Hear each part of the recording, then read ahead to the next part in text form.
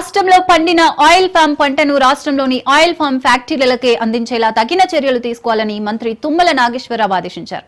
సచివాలయంలో oil fed అధికారులతో మంత్రి తుమ్మల సమీక్షా సమావేశం నిర్వహించారు. నర్మేట ఆయిల్ ఫామ్ ఫ్యాక్టరీ పనుల పురోగతిపై అధికారులతో సమీక్ష చేశారు. ప్రొడక్షన్ రావాలి.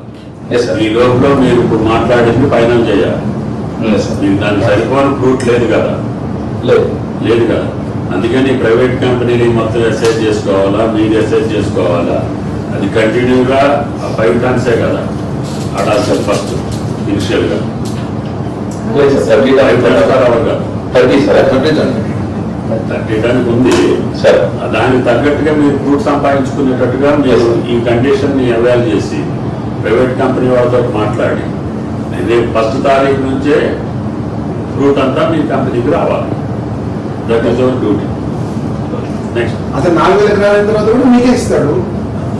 దాని దృష్టిలో పెట్టుకోవాలి. లాస్ట్ టైం మీరు ఎట్లా ఆడతారు నుంచి మనం minister of new renewable energy నుంచి కూడా 3.6 crore సబ్సిడీ రిలీజ్ అయింది సార్. మనకు 1.5 మెగావాట్ కూడా 1 crore. కానీ పక్క బోర్డర్ లో పెట్టుకొని మన పంట అంతా తీసుకెళ్ళి అక్కడ